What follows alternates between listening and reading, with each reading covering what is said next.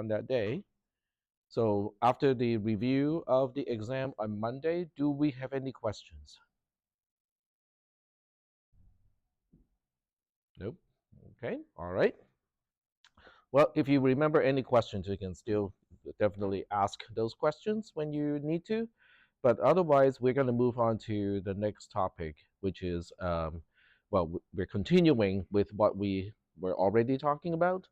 So the one thing that we were talking about was calling and returning from subroutines. So this is the module that we have been working with.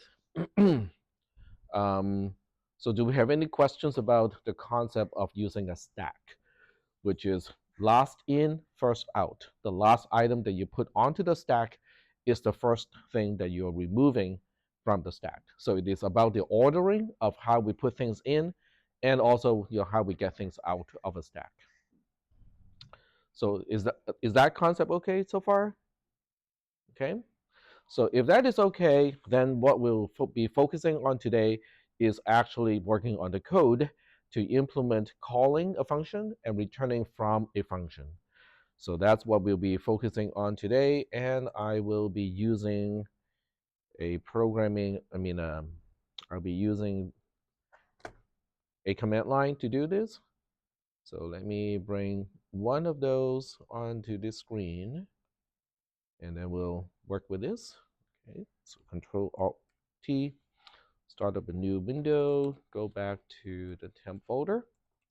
All right, so the first thing I'm going to do is to work on the C version of this code. So we'll go take a look at call return.c, which is really just having a void function f that does not do a single thing, and then have our usual main, and it's the only thing it needs to do is to call f twice and then return a 0. So this is exactly the same program that was used in the module, okay? And the whole point of this exercise is, how do we do this?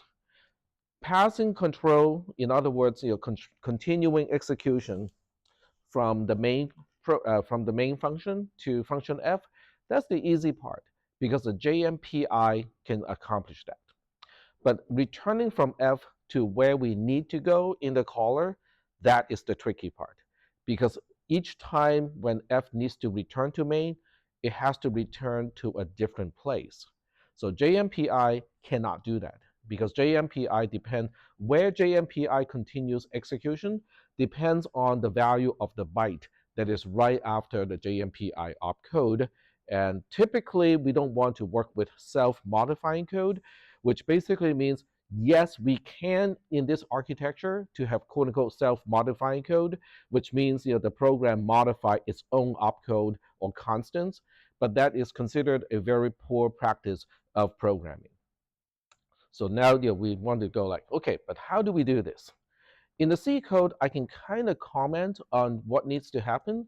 So when we are calling f the first time, we should push what we call the return address on the stack, then JMP or go to, okay, go to the label F. And we should do the same thing for the second one, because the return address would have been different. For the first call to F, the return address would be where the blinky cursor is. For the second call to F, the return address would have been here. Now I can define labels, kind of uselessly. If I were to define the label L1 and to define the label L2, L1 is the point of return from the first invocation or call to F. L2 would represent the point to return to in the after the second call to F. Is that okay so far? Does everybody understand? Does everybody understand what L1 and L2 are representing in this case? You don't need L1 or L2 for normal C function calling and returning to work. I'm only using these labels so that I can point to the label and go like, okay, after the first call to F, we have to go back and continue at label L1, but after the second call to F, we have to return to label L2 instead. Is that okay? So given this is how we want to save the return address or push the return address on the stack, the only thing f needs to do as a function is to pop the returned address from the stack, then continue based on the popped, not pooped, address, popped return address. There we go. Okay, so I'm just commenting in the C code to indicate what needs to be done. Now, you don't have to worry about a single thing when you're writing in C or C++ or any modern programming language because it's already taken care for you. But when you're programming in assembly language, especially a RISC type programming, RISC type architecture, then you have to manage all of these things by yourself. Okay, so now we're going to split the screen and work on the actual assembly code. So on the right-hand side, I'm working on call return.ttp ASM, which is the assembly code for the for text toy processor architecture. So we'll start with the no-op instruction because I intend to run this using ReferSpider, which is a very useful tool at this point of this class. So did I introduce ReferSpider in the previous class? In the video, yep. Okay, so that's important, okay, because that is exactly what you guys need to know is how to use that tool. Now, have you set it up? I'm not sure. Okay, but I would highly encourage everybody in this class to set it up at this point. Okay, it will take some time. Okay, depending on if you have an Apple, it's not bad because with the Apple you can actually use the script as is, so you don't have to download like I think a 400 megabyte file that decompresses to 1.4 gigabyte. But if you're using a PC, especially if you're using a PC provided by the college, and you want to bring a thumb drive with a tool on it, that can take some time. One of my students reported 4 hours to get the whole thing to decompress. But that was actually not entirely because of the decompression, because I think that student was also updating Windows at the same time. Yeah, if you're updating Windows, all bets are off in terms of your file input output, your operations. Okay, so I have a JMPI to a label of main because I want to preserve the order of how the functions are defined. Main being the only thing in the code, there's nowhere to return to for the main in assembly code. So that's why at the very end of main, I simply have a halt instruction here. And this is the entry point of function f, okay? So I will even comment that. So this is the entry point of function f. All right, so now what do we do? Well, according to the C code, the first thing we need to do is to push the return address on the stack. So now the question is, do we remember how to push something on the stack? I'll do this like only for today, to remind you guys how we push something on the stack.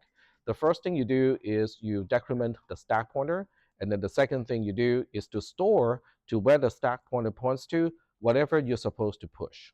So we'll just call it X at this point. So these two statements should be somewhat familiar to you because we have talked about this in the previous module or the previous lecture of how to push something on the stack. It's just that this time we have to push a return address on the stack. All right, and then following that, we would basically go to F. In other words, all I'm doing here is this is X and it is supposed to be the return address. So in this class, I just use RETADDR to abbreviate return address, so I don't have to type a crazy amount of characters. All right, so now that we know this is what we need to do, the question is, how do we do it? Can somebody remind me what is the stack pointer in TTP? Register D, very good, okay? That is by convention, which means the architecture itself does not have any hard coding to say that you have to use register D as the stack pointer. It is by convention that we choose to use register D as the stack pointer, okay? So if register D is a stack pointer, how do I decrement register D? Which instruction should I use? Decrement, yep, DEC-D, okay, so that will do the job of SP minus minus. So I am going to put that comment right next to the opcode here. So this way it is clear what we are doing. The next thing we need to do is to store to where the stack pointer register D is pointing to the label of the return address. Yes? Don't we need to define register D first before we do any decrement? Well, we don't have to define it because all the four registers are intrinsically in the processor. I think what you meant is we need to initialize your register D to 0. We don't have to do it because when the processor starts running from your quote unquote power up, all the registers are reset to 0 to begin with. But it's a good idea to put it here. Okay, so it is a good idea. It is just not 100% necessary. Okay, but it's a good idea. All right, so moving on to the next line. Okay, how do we store the return address to where the stack pointer is pointing to? Of the entire instruction set, there's only one opcode or one mnemonic that can store something to a memory location. So the instruction is ST.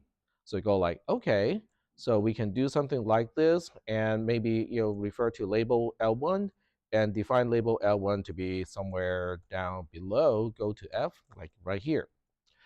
But you can tell from the syntax highlighting of this editor that something is not right. Okay, because ST is expecting the second operand to be. Okay, I'll give you a few choices. It has to be in a register, it has to be an immediate value, or something else. Okay, so there are three options here. Choose one. Okay, let's just say that you don't remember. What do you do next? Don't ask me. Do not ask your professor unless it is absolutely necessary. And in this case, it is not absolutely necessary. Why is it not necessary? Where can you find the information of how to use the ST mnemonic? Hmm? Not Google. Google won't help you in this case because the architecture is called text toy processor. There's not enough literature in to be searched. So okay, next. Hmm?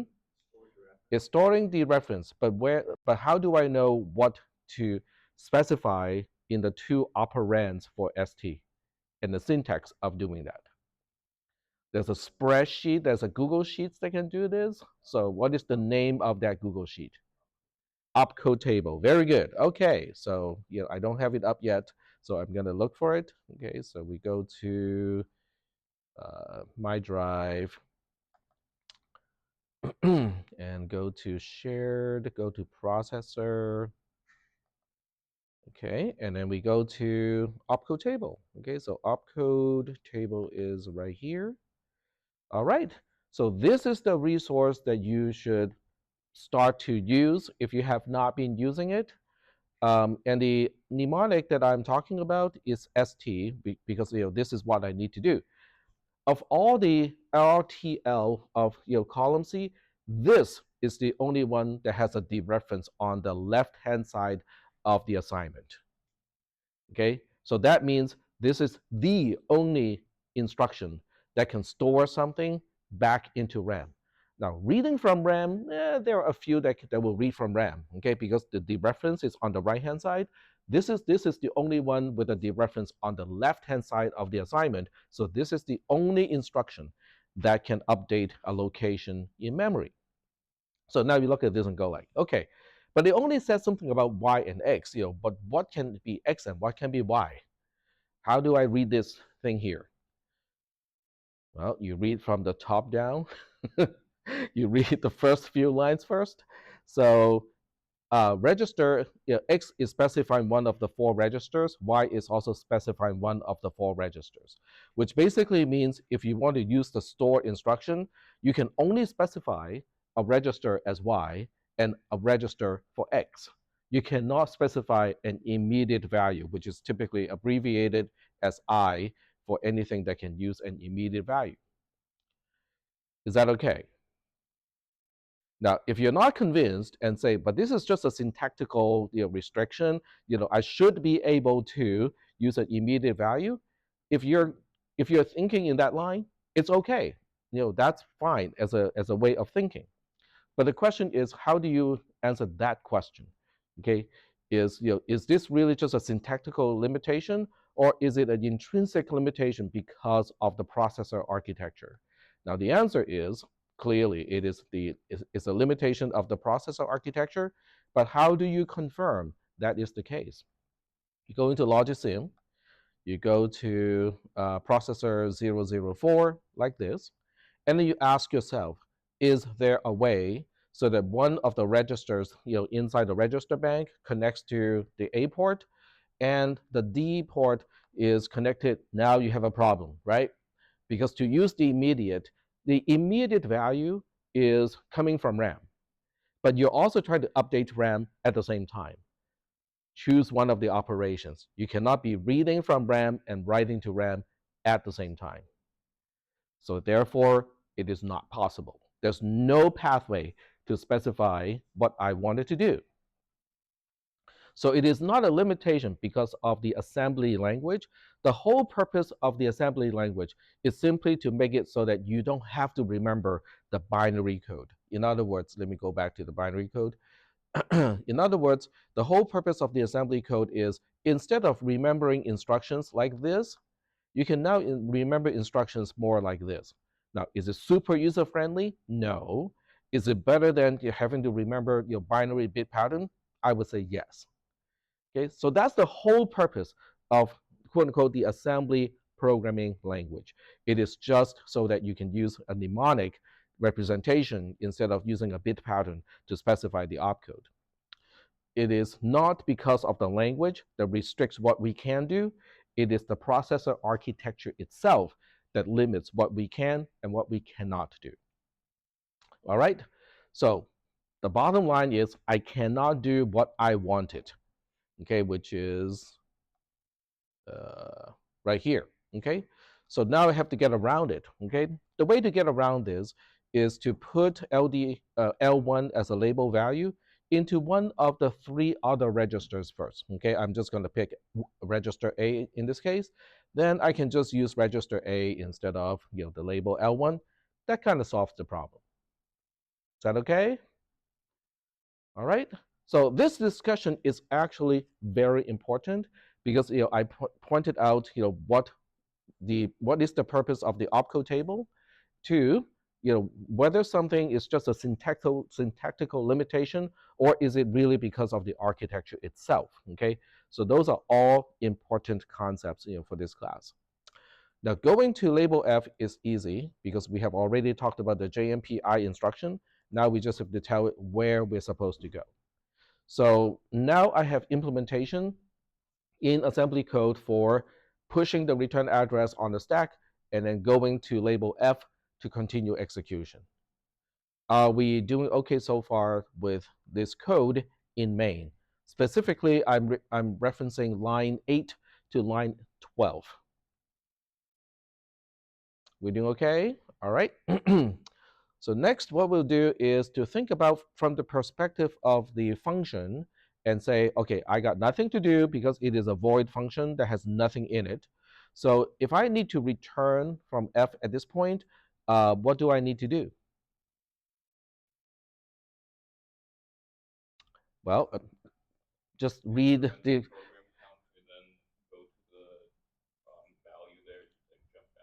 Yep.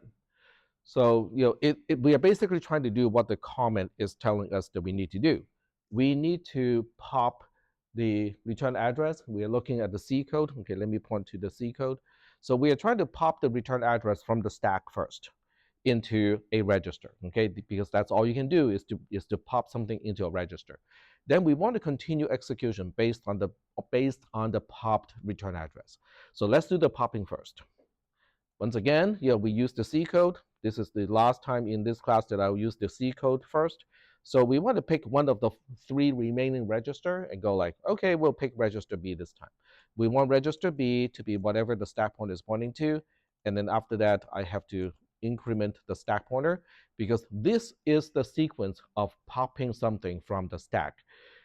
Okay, there's a whole discussion of this in C and C++ in that particular module.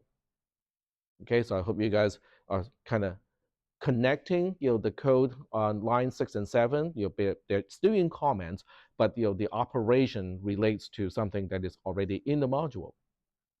So this is a pop operation. So after line 6 and 7 in comments, register B should now contain the return address.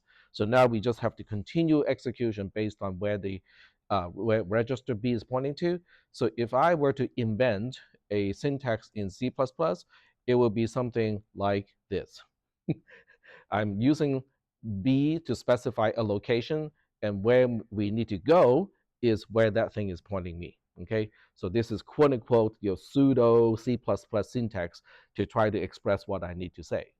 Okay, it doesn't exist, by the way. Okay, all right, so now we want to go like, okay, but how do we do this in assembly code? So we'll deal with this one first.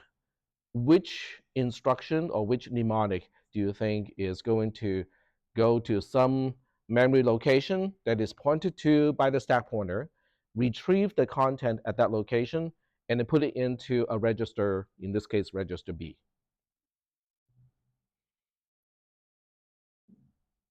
Load, that is correct, LD, okay? Not LDI, but LD.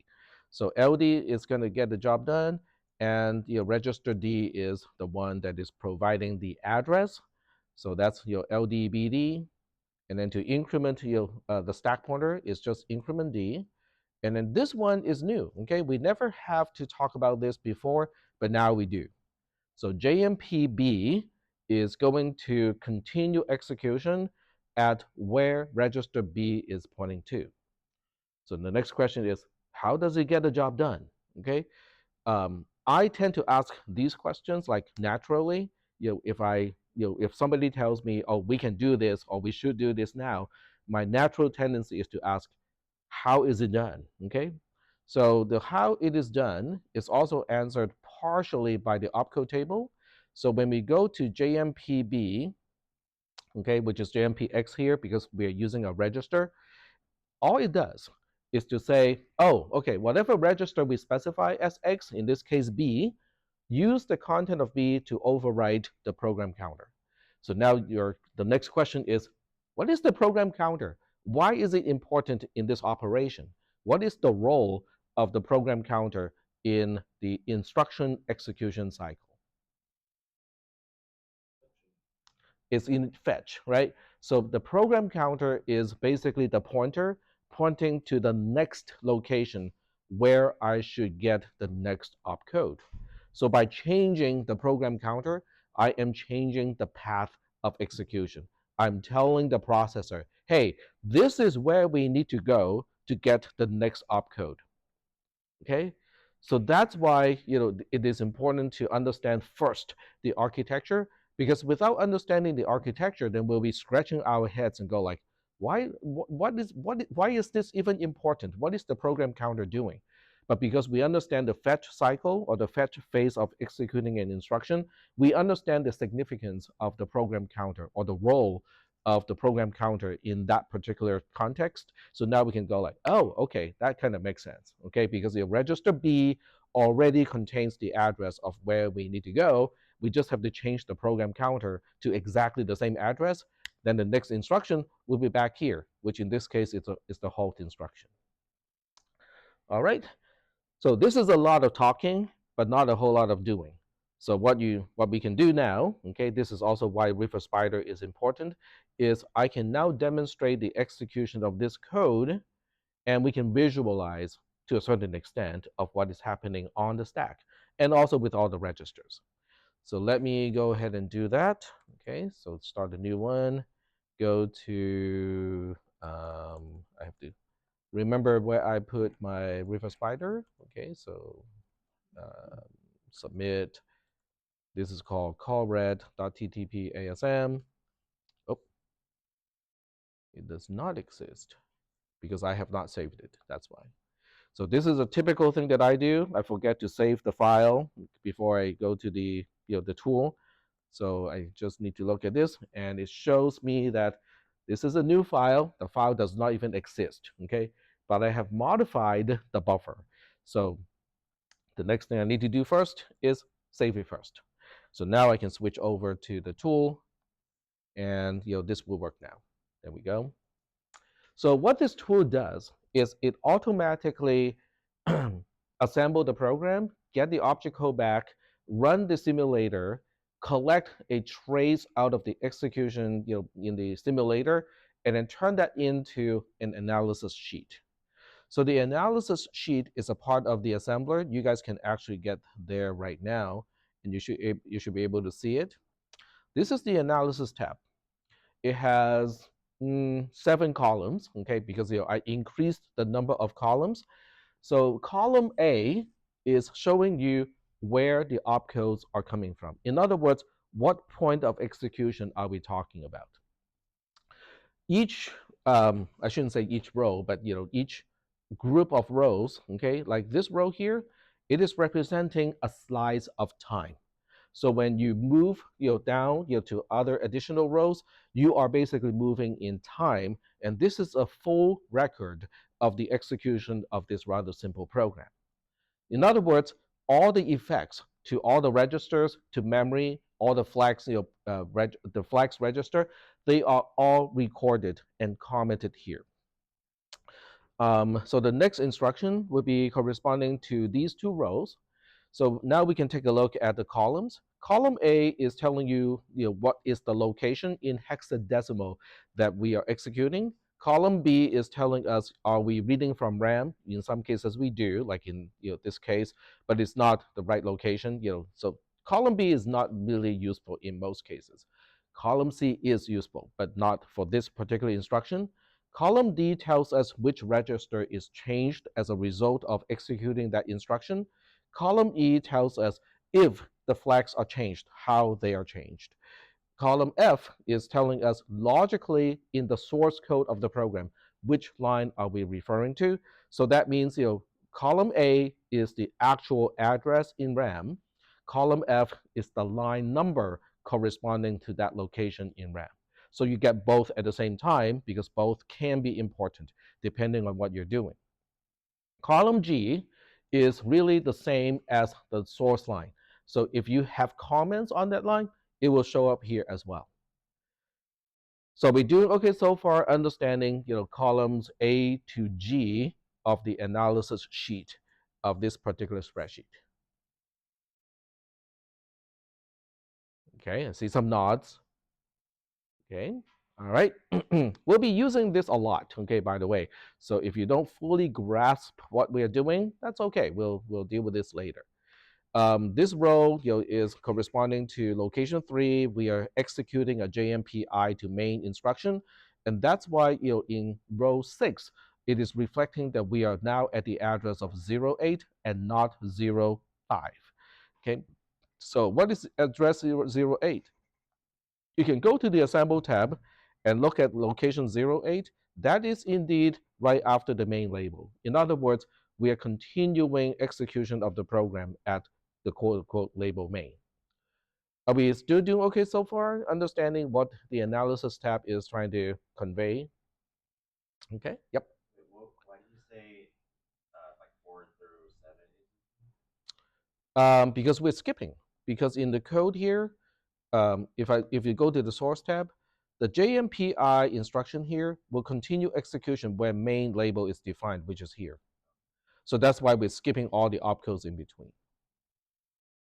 So now we go back to the analysis tab. Okay, so now we are working with the instruction on at location 09. It is a LDI instruction, so it is not surprising that register A gets a new value, which is 0E in this case. So if you have any doubt whether L1 as a label is actually at location 0E, you can always go back to the Assemble tab, look at location 0E, and then you ask, is that where L1 is defined? The answer is yes. Okay, it is exactly where L1 is defined. So that's basically what the analysis tab can tell you. So what is most important in this case is what we do to the stack pointer. Okay, this is a decrement of the stack pointer. In other words, the decrement D results in the stack pointer register D going from 00 down to FF. Okay, and then this instruction here is loading L1 into register A. So register A gets its 0E in hexadecimal. But this is the most important part. So when you look at location 0B and what instruction is at that location, that's our store instruction. The store instruction would use register D as a pointer so that we know what location in RAM we should be changing.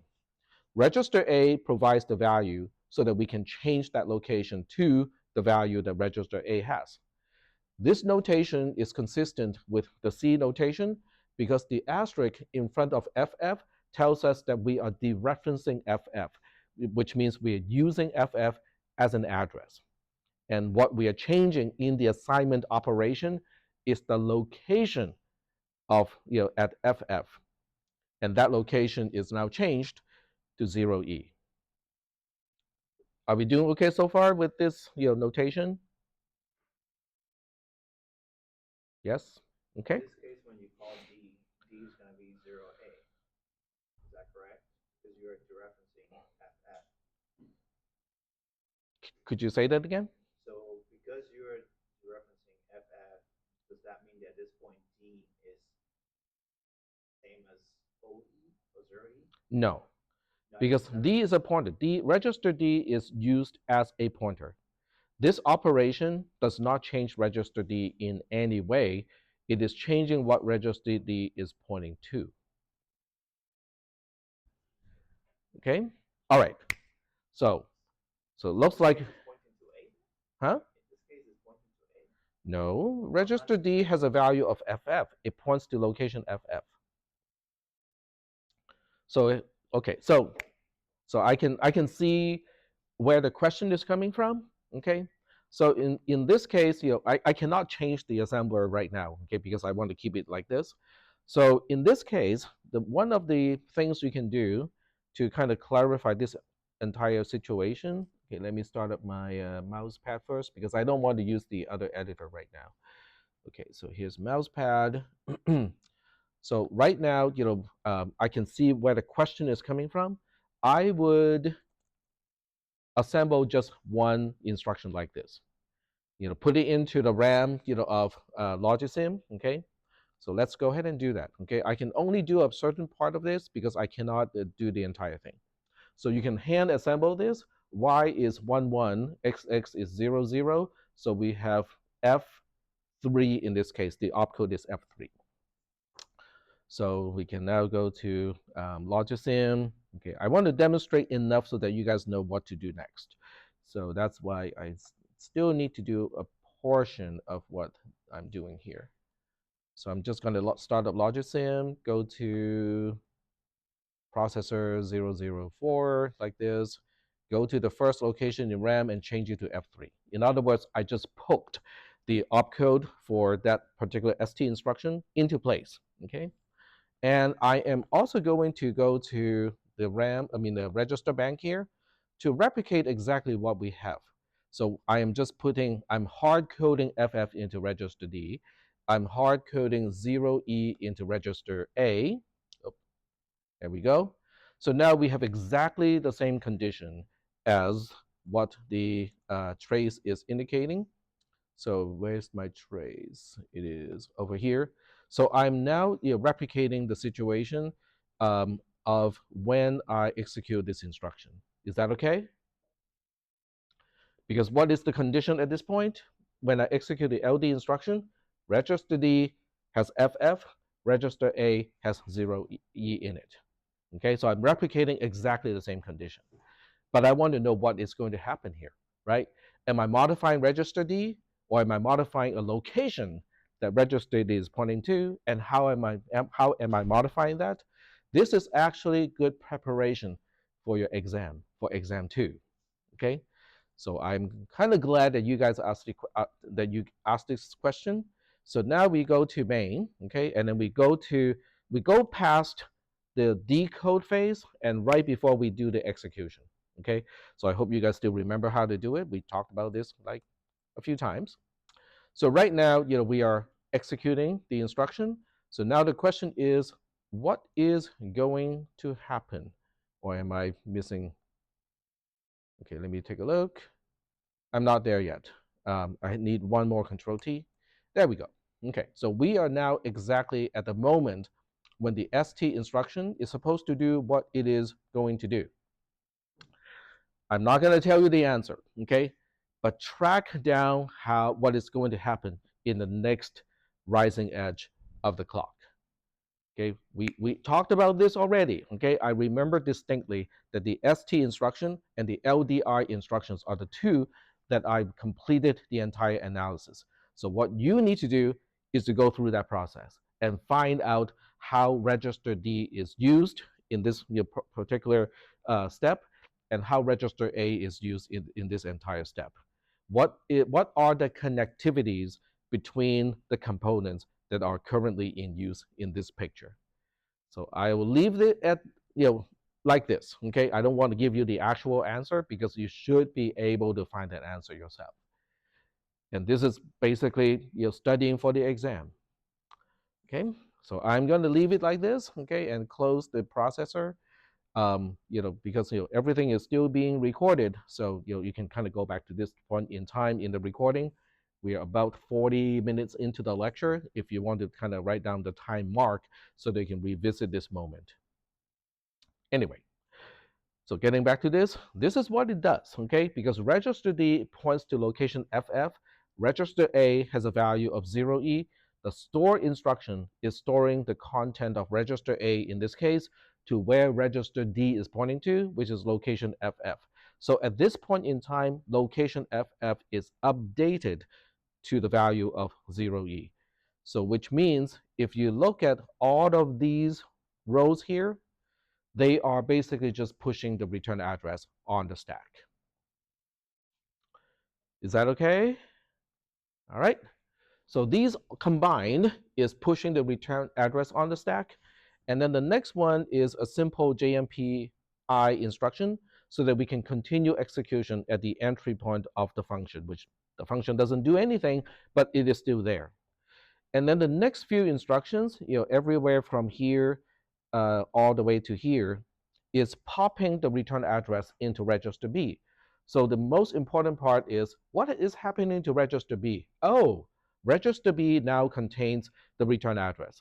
Well, that's because we pushed the return address on the stack, and now we pop the return address from the stack. So it is not surprising that register B now has the return address. Then the next question is, what are we doing with register B? JMPB basically means copy the content of register B to the program counter, which means the program counter will now become 0B, on this row. It is not reflected in any one of the columns because the program counter is not a register that software or your code has direct access to. So that's why it is not, reflected here. But you can see that the next instruction that we execute is indeed at location 0E because we are using register B to tell us where we should get the next opcode. But you have on line 14 when it's B equal to 0E, where you're pointing to is B to references of D, correct? Yes. So you mean this one here? No, on D14. D14. To the right. This one? Yeah. So what you're saying there, because the LD is a reference to a register, correct? So what you're saying is that is B equal to pointer of D essentially. Where D is pointing to. So where D is pointing to. Yep. Correct. Okay. Yep. Because we put it there earlier. Right. Yep. Is that okay? Yeah, yeah. It's just that seeing like this is you're just saying, oh, this is equal to this, but in reality, we're pointing to D, which is the same value. With references of D. Okay, say that one more time, please. So what you saying? So if you look at it like this, you're just saying that B is equal to this, right? But what you should be saying is that D is equal to the references of D. Yes. Which is equal to 0E. Yes. So you have to track, what that location has, and what you're using as the pointer, which is register D, which still has a value of FF. And then as a result, we are retrieving that, but it is also reflected here. But the LD is what it gave me the answer. Yeah. That left side. Okay. Well, different people look at it differently, but all the information is here. So that's why, the getting River Spider to work as quickly as possible is going to be very helpful because you can then design and run your own experiment and see what is happening to the registers, how we are altering the path of execution, what is being overwritten where in memory, and so on and so forth. I think this is really important in the understanding of all the topics. Not just this. This is really just the tip of the iceberg in terms of all the topics that we'll be introducing from here all the way to the end of the semester. So that's why I cannot overstress the importance of getting this to work. All right. So this is not really kind of interesting because we're only calling f once. So now the question is, what if we want to call it one more time? So if we are to call it one more time, then we just have to kind of do the same code again. Okay, decrement D, LDIA, this time with L2. It cannot be the same label. It has to be a different label. STDA, JMPI to F, and label L2 should be defined here. So this is the second call to F. And you go like, okay, so we are for the most part copying and pasting. Okay, instead of having L1 and L1 here, now we have L2 and L2 here. Okay, but the most important part is when we perform the JMPB over here, the first time it knows where to go, which is label L1. The second time it also knows what to do, which is label L2 over here. So we'll go ahead and run this code briefly, just so that we can see the effect of calling F a second time. All right, it's all done. Go back to the assemble view, and it is already reflected. Nope, not yet. No, why is it not reflected? Oh, okay. I made my signature mistake. I forgot to save the file first. Everybody has a has a signature mistake. It's good to understand yours because if things are not working, that's where you need to go look for things first. All right. So there we go. Yes, definitely working. So the first JMPB instruction is going to location E like last time. This is the first JMPB, the first return. The second return is right here. It is returning to location 14. So you can definitely see how the code is working because it knows where to go back to. So I'm going to pause here and see if there are any questions about this particular trace. You can see that it is reusing location FF because after we pop the return address the first time, location FF becomes available again. So that the next time we push, we're reusing the same location on the stack for the second call. Is that okay? All right. All right. So I will give you guys a little bit of time, okay? If you say that you're totally bored and I should continue with the lecture, you can just kind of signal me and let me know. But otherwise, I'll give you a little bit of time to kind of absorb all of this information here before we get to recursion.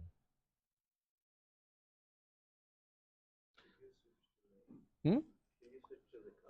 Yes. So the code, you can get it from the source tab, if you are on the assembler, but I can also show it, on this over here. So now the left-hand side, the C code, and the right-hand side, which is the assembly code, they are now consistent. They're basically representing exactly the same thing.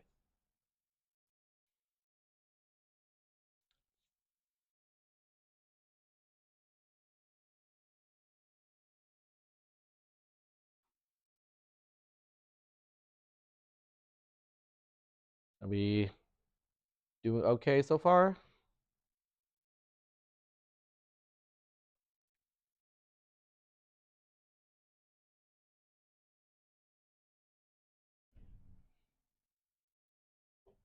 Hmm?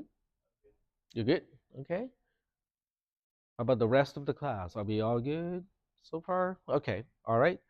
Well, there's a reason why I'm recording this, okay? Because in case you go like later on, you go like, okay, wait, I'm not quite getting something. You can always go back and kind of revisit this. All right, so now we're going to change the code. Okay, I'm going to get out of here, and then we'll do a recursive, C code, and also the same code in TTP ASM. Oh, Okay, never mind. I forgot to display side by side. Okay, so that would display side by side. So here's the C code. The C code is, um, okay, I'm going to do a pound include standard integer.h, and then I declare a global variable. We'll call this, register C for counter. Okay, and then the code goes like this. Okay, we still have a void function f, but this time void function f is going to do something with global variable c. It's going to say if c is greater than 0, then we will do something over here. This is the recursive call. The recursive call involves decrementing c as a global variable and then call f again. And then here's main, int main. And the first thing we need to do in main is to initialize c as a counter. Okay, so c equals to 5, and then we call f the first time, and then after that we return 0. Okay. First of all, do we have any questions about the recursive code? Does everybody understand the recursive code? You have to pass C to the function. Nope, it's a global variable. Now, as icky as it is to use global variables, we have to do it this way because I have not talked about how to pass parameters. And so we don't have a mean to communicate between the caller and the callee at this point, other than using global variables, which in this case is just a register. Okay, so we're good with this. Okay, so now we will translate this into assembly code. Okay, start with a no op, LDI D with a 0, initialize the stack pointer, JMPI to main. The only reason why I put main down there is just to preserve the order of definition. Okay, so here's F. We'll do something here later because I'm going to focus on main first. So in main, the first thing I need to do is a LDI, C5, and then we call F, okay, which is the same sequence of instructions that we have been talking about, which is decrement D, LDI, register A. I cannot use C anymore, okay, because register C is now a quote unquote global variable. So LDIA with the return address, which I'm going to call L1, and then STDA, define L1 over here, and then have a JMPI to function F, and that's it. That's all I need to do. Okay, halt. That's main. Are we good with this main? The only difference between this main and the previous one is we have to initialize C to a value of 5, and then we call F. But the mechanism of calling F is identical to the one that we have talked about before. I think I reversed two things. This one needs to be defined after JMPI. There we go. Shouldn't the LDI of C5 should be outside of main by any chance? Or no, you actually might. Well, in the C code, it is a part of main. So in the assembly code, it is also a part of main. All right, so now we go to the assembly code. Okay, we go to the assembly code of F and go like, okay, how do we do this? Well, this goes to compiling code, right? You're converting a conditional statement to something that is not a conditional statement. So I can do this, by heart, okay? But you might want to go through all the usual steps to convert this into assembly code. So the way I do this is I use and cc, jzi to doing nothing. So we'll say and if 0, okay? This is f uh, f underscore end of 0, which is marking the end of the only conditional statement in f, which then only has a job of returning to the caller. So that involves LD. I cannot use register C. I still have register A and B to mess around with. So I'm going to use register B in this case. Increment D, this is popping the return address into register B, and then JMPB. In other words, this is exactly the same sequence that we have already talked about in the previous program to return to the caller. So the mystery part is, what do we do here? This is corresponding to line 9 and line 10 of the C code. So we're going to have to decrement C. Okay, decrement C is just decrement C. There we go. And then we just call F again. Then you guys go like, but we are already in function F. Is it okay? Yep. The sequence of code to call a function is identical no matter who is calling this function. You can be calling from main, you can be calling from the function itself. It does not matter. Okay, so that means okay, fine, we know how to do this. Okay, we first push the return address, which I'm going to call confusingly L2. Okay, that's not really a good label name, but we can use it. STDA, and then JMPI to F, and then put label L2 over here. Okay, so when you look at lines 9 to line 13, don't you think they are almost identical to lines 21 to 25? Okay, let me just visually point out what we are talking about. From here to here, don't you think they're kind of the same thing, just using a different label definition compared to from my Bluetooth keyboard does not maintain connection, so I can't really do dragging as good as the other one. There we go. So don't you think those blocks of code are pretty much the same? The only difference is where is the point to return to. Is that okay? All right.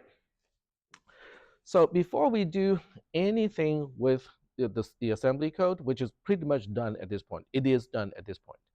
We're going to test run the C code because we want to look at the C code and go like, what is it going to do? So now we are going to go to, oh, I can do a push D to temp, gcc-g recursive.c, and need to specify -o to recursive. And it does not like that because undefined reference to main. Did I forget? Oh, I probably forgot to save again. All right, I forgot to save the C code this time. There we go. Try again. Oh, okay. Yeah, forgot about the semicolon. So go ahead and fix that. Because in JavaScript, that semicolon is actually not needed. I blame it on JavaScript. All right, so we are now debugging the program. List the program. We put a breakpoint on line 7. Run the program. This is the first time we get to F.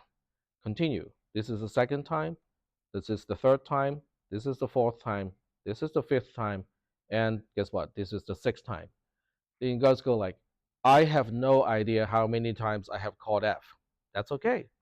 There's a um, there's a command in GDB called backtrace, okay, abbreviated as BT. So this shows us where we are at this point. We are on line 7 of F.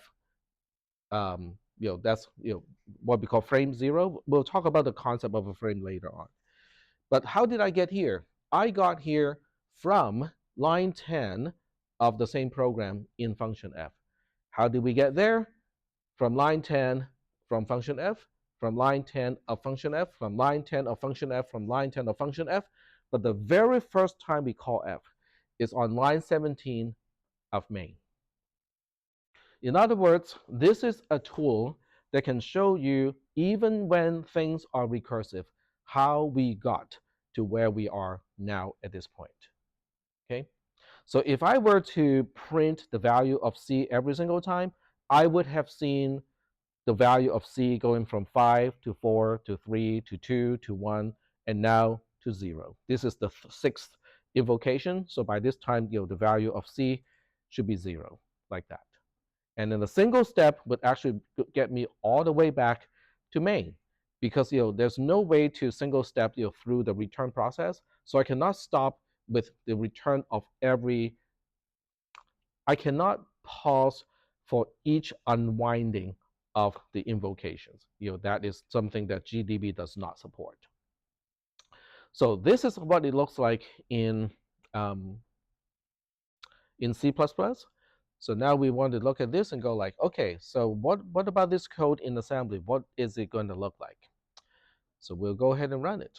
Okay, so we just go here, get out of the debugger first, and then go back to the tool. Okay, so we'll submit recursive dot ttpasm. Nope, it does not exist. I thought I saved the file. Okay, that is not good. Okay, let me double check. Control G. It is. Oh, okay. Typo. Recur. Forgot about the S. There we go.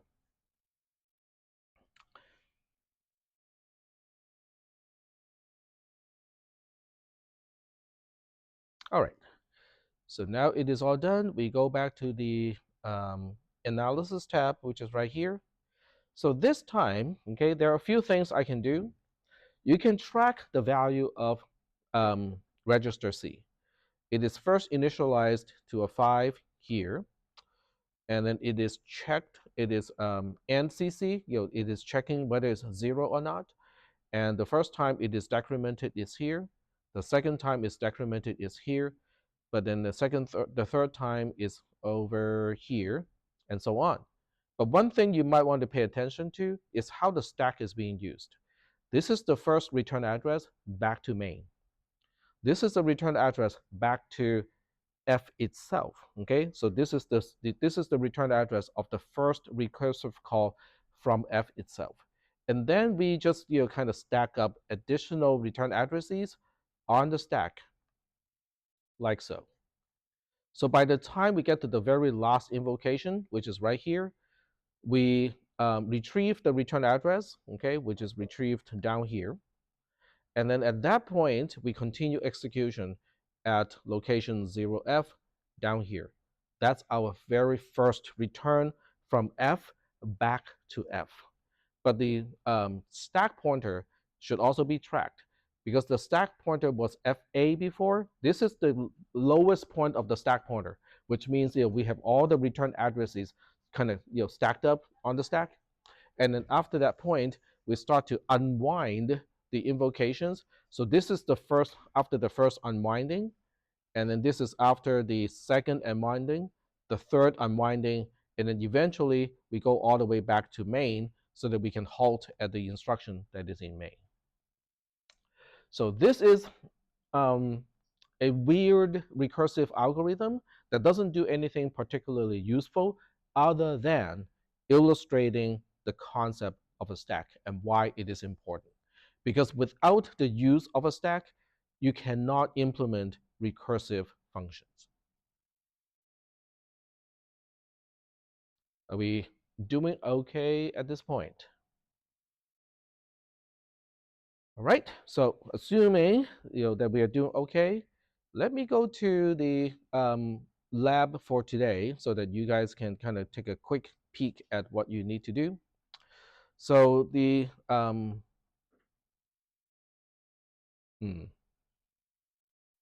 just looking at this and go like, we might need, well, I think it's still going to be okay. So between the caller and the callee, okay, the function being called, the agreement is important. Okay, so we are now looking at a slightly new topic. We still got 20 minutes. I think we'll be fine. So the new topic is, how do we return a value and how do we specify a parameter in this case? So before we do that, okay, we are going to first talk about, have to go back to the modules. So now we are talking about the caller-callee agreement.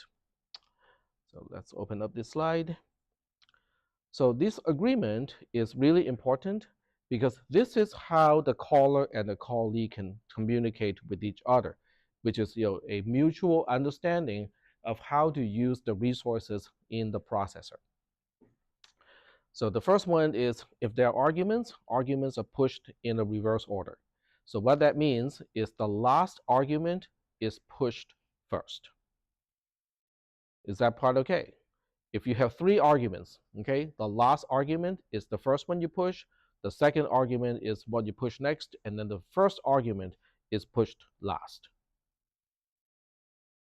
All right? Is that the case because in the execution way, in the running time, you're always going to execute the first one? Not exactly. Yeah, we could have pushed it in any order that we want. But in C and C++, you can also define functions that can take a variable number of arguments. And because of that, we have to push the first argument last so that we can at least get to the first argument. We know exactly where it is. So the reason why we have to push it in the reverse order has to do with C and C++ support functions that can take on a variable number of arguments, which is usually not talked about in CISP 360, but nonetheless, it is available. It's a feature that is available. And then we push the return address after the arguments. And then we go to the point of entry of the callee.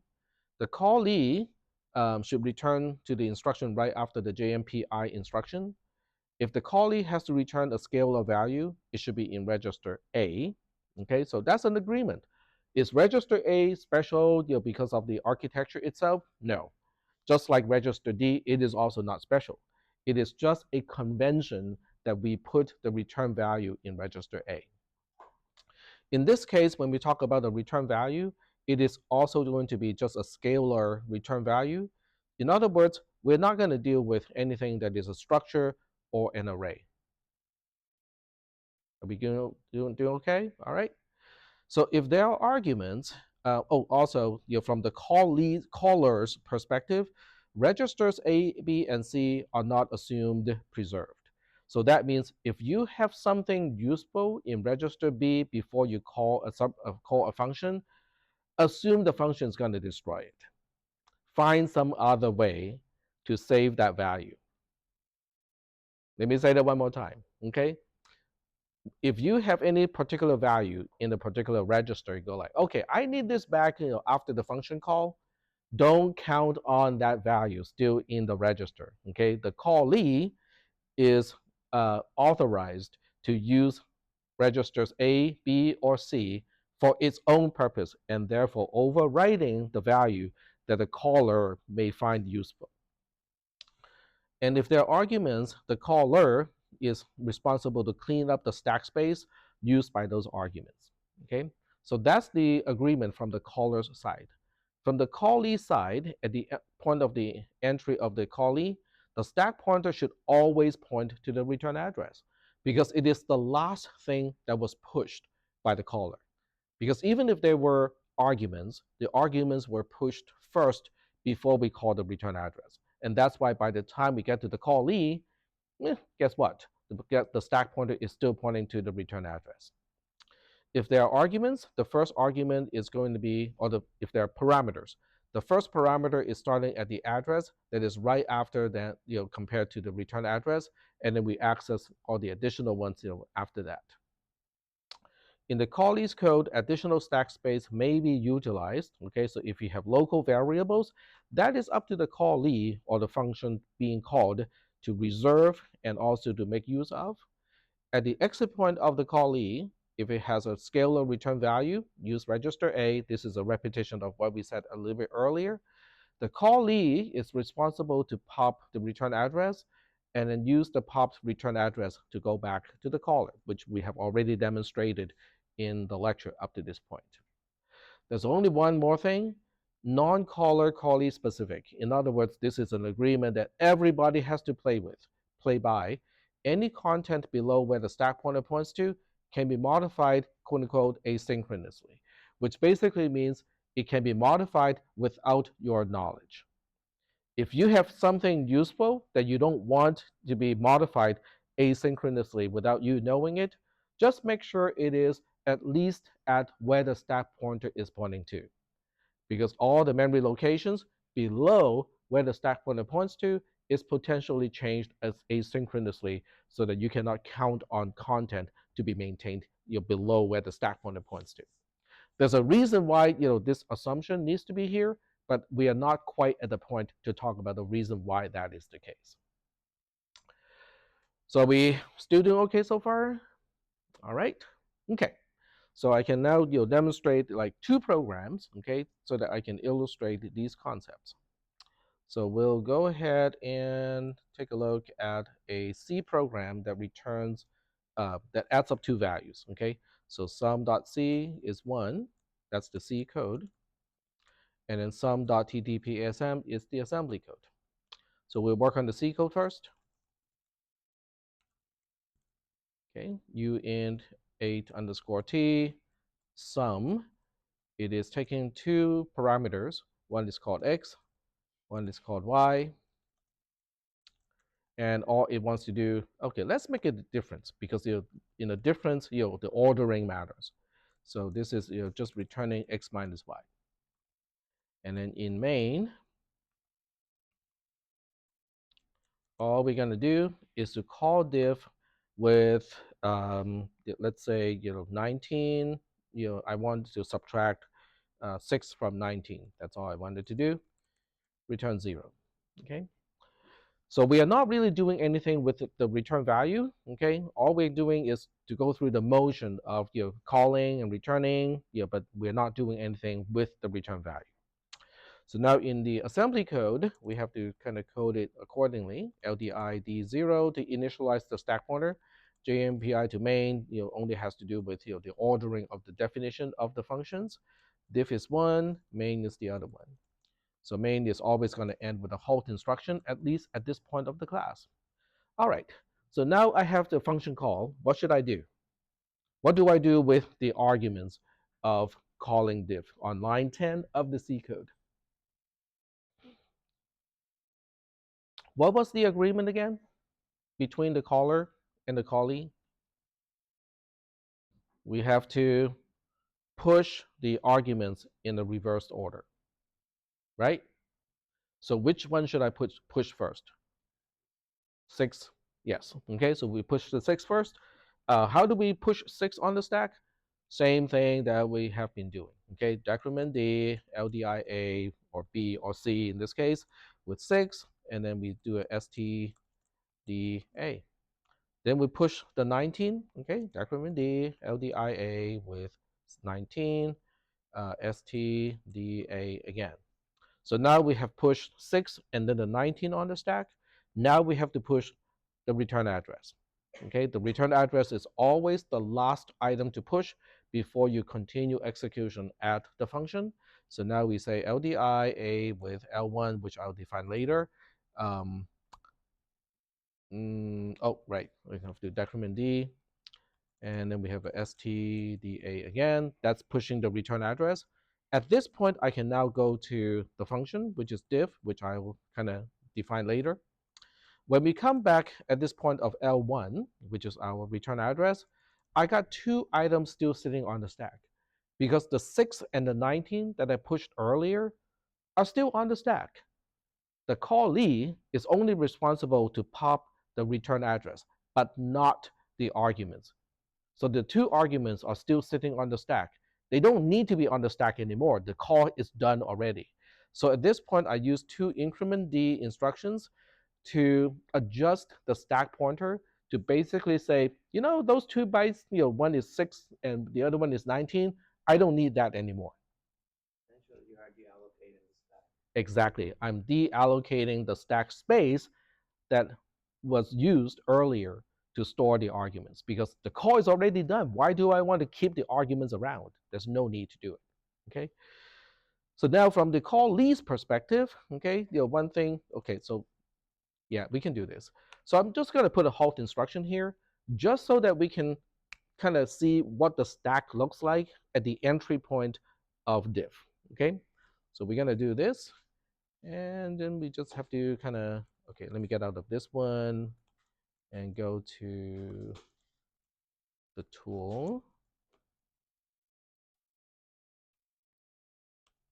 All right, so this is called diff. And I forgot to save again, didn't I? Oh, sum, okay. It should be diff, not sum, but it's okay. Yeah, I can deal with that.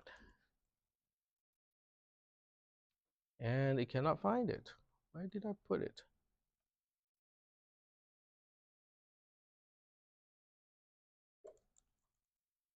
I am in the wrong folder. Okay. And that is okay because they're basically in the same folder as the tool itself. So it is just sum.ttpasm here.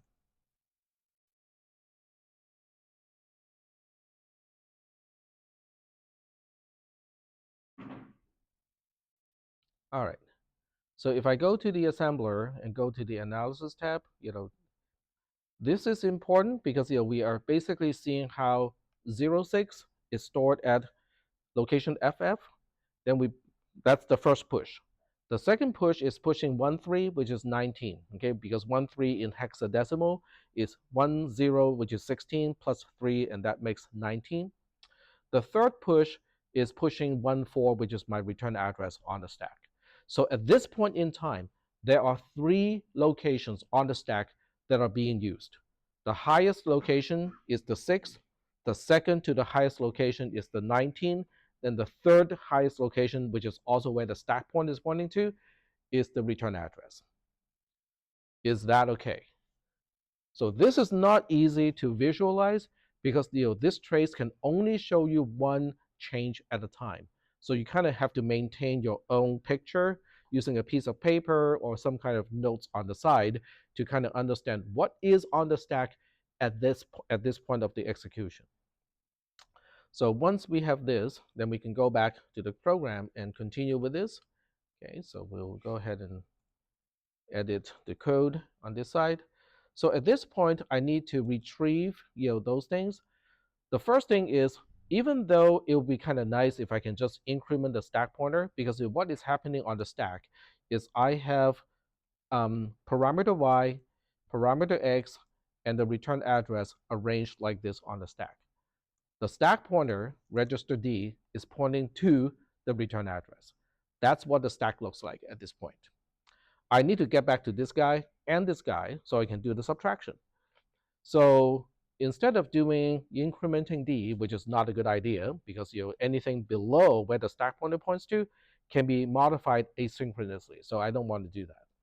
So instead of doing that, I can now do a CPR CD so that the effect of this is now your register C also points to the return address. So I can denote that as whatever C dereference to is our return address. Then I can increment C, and then at that point, C becomes the address of X. Then I can dereference it using LD, and I can put the dereference result into register A. So at this point, A becomes the value of X. And then I can increment C one more time. Then C becomes the address of Y. And then I can do another LD, say let into register B, C. So now register B is the value of Y. So with the value of X in A, the value of Y in register B, I can now perform a subtract, which is just subtract AB. So A becomes A minus B, which is basically becoming X minus Y, which is what we want. It is already in register A, which is the register to return a scalar value. So at this point, I can return to the caller, which is done by LD, and then I cannot use register A at this point because register A is already being used to specify the return value. I cannot use it, but I still have register B and C available, so I can pick any one of those two. So let's say we use register C. So now we are popping the return address, increment D. This is popping the return address into register C, and then JMPC will continue execution at the caller.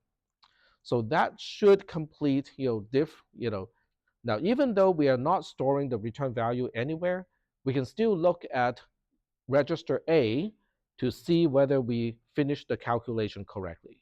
Because 19 minus 6 is a 13. 13 in hexadecimal is 0D. So we can check whether register A contains 0D when this is all done. So let me make sure we save the file, okay, and then we just kind of run this again. Now, without River Spider, you can still make use of that tool, which is called the Analysis tab, but it is a lot more involved to get it to work. Okay, so getting River Spider to work is going to save you a lot of time, like a tremendous amount of time. So I will just go all the way to the end to make sure that everything is working. The stack pointer going back to location 0, 0 is a good sign. Okay, it means the stack pointer is now quote unquote balanced. Okay, what I used, I'm deallocating. We can also go check register A. It has a value of 0D, which is exactly what we expected to do. And last of all, we want to make sure that we get to the right halt instruction. At this point, there's only one halt instruction because the other halt instruction is gone already. So we are talking about the halt instruction here on line 36. And just going to the analysis tab tells you that we are at the right halt instruction because this is the line number of that halt instruction. So we know we are halting at the correct halt instruction. So that kind of concludes, the use of parameters and also the use of a return value from a function call.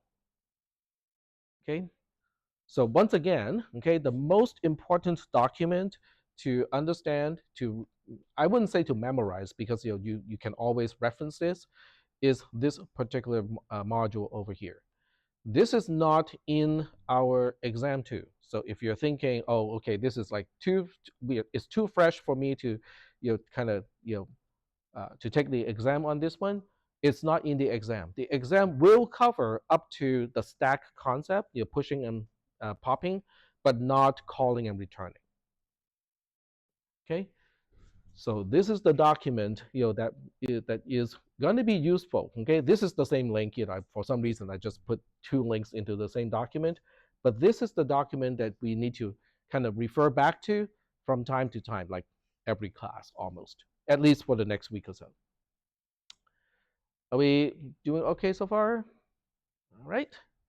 So if you're thinking, okay, this is some exposure to the concept, but not a whole lot, the lab actually gives you some additional exposure to the concept as well. So this is from last week, and the one for today is right here. Okay, it's further down. I don't know why I put it all the way down. So I'm going to move it back here. The access code is frame, FRAME, frame.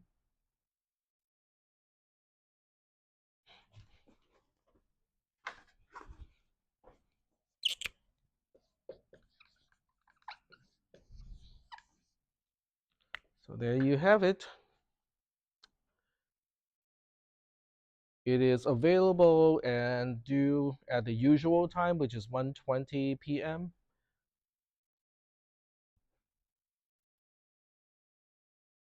You should be able to access it now. It should be visible, and once you have the access code, you should be able to start on it.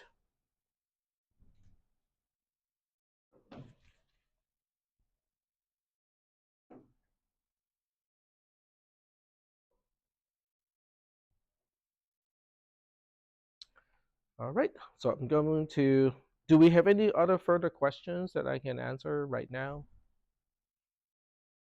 Yes. Mm-hmm. I'm a little confused. So on this last case, we did deallocated because we have, I guess, hard-coded values, right? The 19 and 6. But on the previous one, right, we are essentially defining the variables, and we necessarily don't need to deallocate the variable. Correct, because those are quote unquote global. So variable C is basically a register. You cannot allocate nor deallocate a register. It's always going to be there. Yep. But arguments are pushed on the stack, and that's why they can be deallocated. Yep. All right. So I'm going to stop the recorder and upload